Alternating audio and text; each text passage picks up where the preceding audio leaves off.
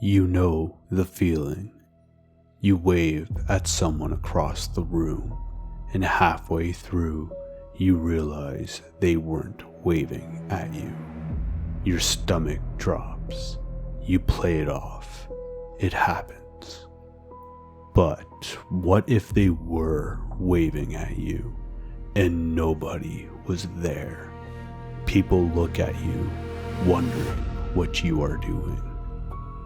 What if you laughed at a joke you swear you just heard, and the room goes quiet because nobody said anything? How would you tell what's real and what's not? Welcome to Mr. Telgou's Horror Stories, and this is something only I can see.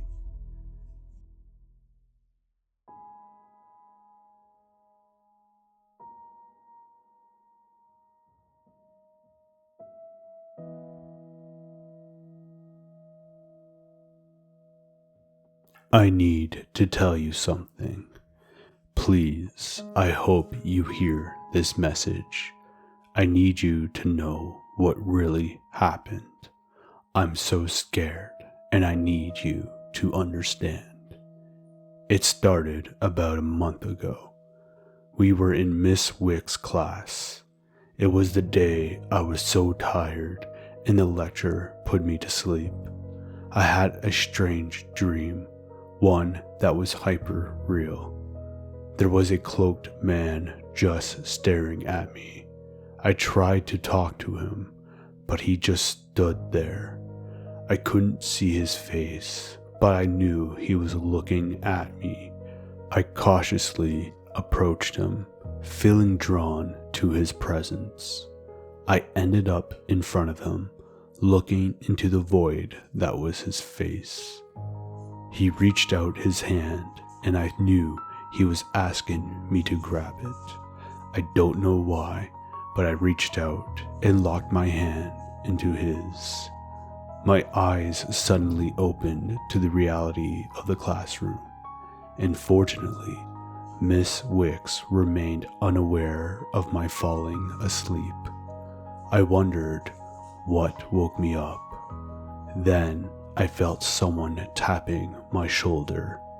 At first, I thought it was you trying to save me from being scolded for dozing off. But when I turned around, it wasn't you at all. It was the man from the dream towering over me. That's the day I leapt out of my seat and fell to the ground screaming. But in a moment, he disappeared. That's when the class went quiet, just for a second, and then they started laughing. I didn't know what to do, so I asked to go home because I wasn't feeling good. I was too embarrassed to stay around. This was the beginning. The next few days I stayed home. I honestly didn't feel well, and that's what I told you. It wasn't a lie, but it wasn't the entire truth either. I didn't sleep well. I was scared of seeing that man again. During those days, I would see things in the corner of my eyes, but when I looked, it was gone. I blamed it on my tiredness. When I finally came back to school, hoping everyone forgot my little episode, I was once again in Miss Wick's class. I sat down, took my notes out, and was ready for her lecture. But at the front of the room, there was a boy sitting where Lisa usually sits. I didn't recognize him. Figured he was a new student who arrived while I was away. I didn't see Lisa, so I assumed he was sitting there temporarily. However, this boy was just staring at me. I avoided making eye contact with him, but would glance occasionally and he would be facing me, just staring like a statue. I looked around and no one was noticing his odd behavior. I was waiting for Miss Wicks to say something, but she just ignored this boy. I began to feel irate in disbelief. I turned around to get your attention, but as soon as I did, Miss Wicks called me out. That's when I turned around and I marched to her desk. I whispered to her about my concerns regarding the boy. She gave him a glance, then back to me. She told me to return to my seat and stop disrupting the class. I couldn't believe it. I felt as if she thought I was picking on the new boy. As you can imagine, I was frustrated and stomped back to my desk. Stubbornly, I pretended the boy wasn't there. As I tried to focus on the teacher, I couldn't help but see in the corner of my eye the boy still staring at me.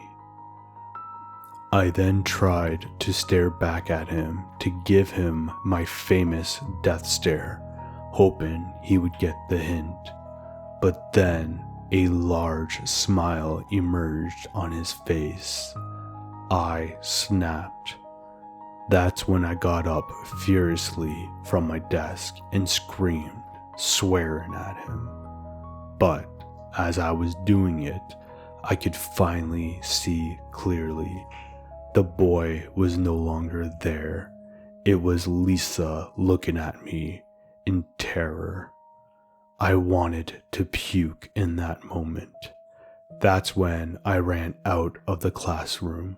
The embarrassment and confusion were too much. That's the last time you saw me before the day I came back. Of course, school called home and my parents were concerned. At this point, I felt the whole world thought I'd gone mad. I kept everything to myself. I even ignored you, scared you'd think I was crazy. I kept telling my parents I was sick, and honestly, they didn't know what to do with me. But whatever I was seeing was getting worse. Once, I was in the bathroom, and when I looked into the mirror, I saw an old, decrepit woman. She mimicked everything I did, and when I touched my face, I felt old, wrinkled skin. I ran out yelling, and my mom stopped me. She told me that I looked normal and nothing was wrong, with growing concern on her face. There were also times I would eat plenty during the day, and as time went on, I would eat more and more. But the more I ate, the hungrier I got. One dinner, I was shoving food in as fast as I could, trying to tame the hollow feeling in my stomach. I was embarrassed, waiting for my parents to say something, but they just kept eating in silence, like they didn't even see me. This lasted a couple of days, and I felt starved. Then, my mom sat me down and told me I had to eat something because I hadn't touched my meals in days. She was worried, but I swear I ate. I swear I did.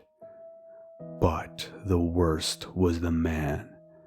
Every night I would wake up and he would be at the foot of my bed. I didn't want to yell or tell my parents. I honestly thought they would send me away, so I just pretended as if he wasn't there. That's why I didn't want you to come over. I was scared I wouldn't be able to tell what was real and what wasn't. I really didn't want you to think I was crazy. I didn't want to end up in an institution. So, I isolated myself in my room, alone with these strange things, pretending I didn't see or hear anything. But then I got fed up. I hated the feeling of loneliness. I missed my friends, I missed school, and I missed talking to you. I made up my mind and decided to return to school while disregarding the abnormal circumstances that were occurring. But when I got to school, the halls were empty and quiet.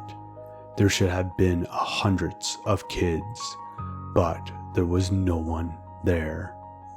But then I would occasionally get bumped and pushed, and a hushed, hazy whisper, mostly name-calling, would happen. Then it came to me. There were kids in the hall, I just couldn't see them. Frustrated, yet determined, I persevered. I made my way to my first class, hoping I could at least make it to my desk. But when I entered the classroom, there were people in there, except it was the wrong class. I was in a completely wrong side of the school. I know I went the right way, but I wound up somewhere else entirely. I couldn't take it and started to panic. I rushed to the nearest bathroom. As I entered, I checked the stalls and they were empty. That's when I let out a blood-curdling scream. As I was screaming, the man slowly emerged from one of the stalls and walked towards me. He stopped in front of me and pointed to his heart. At first, as tears were rolling down my cheek, I didn't know what he wanted. But then the knife appeared in my hands, and I suddenly knew what he meant. He was helping me end it all. If I pierced his heart, it would all go back to normal. So I took the knife, and as hard as I could, I thrust it right into his heart. And then he vanished, and I finally felt relieved. It was over. But when I blinked, the bathroom changed. There were girls all around me, some peering from the stalls.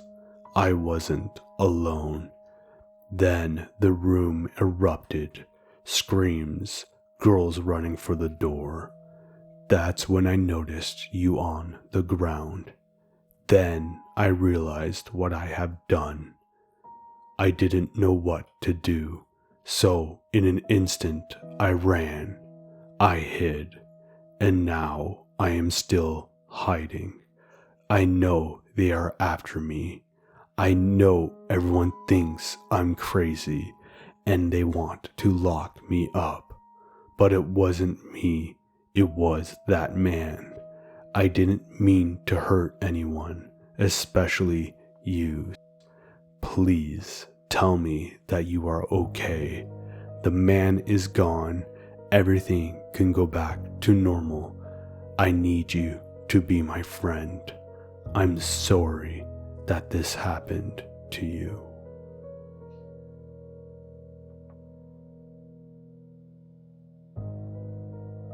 Your support keeps the darkness growing. Like and subscribe, and I'll make sure the next story horrifies you. Until next time, if you dare.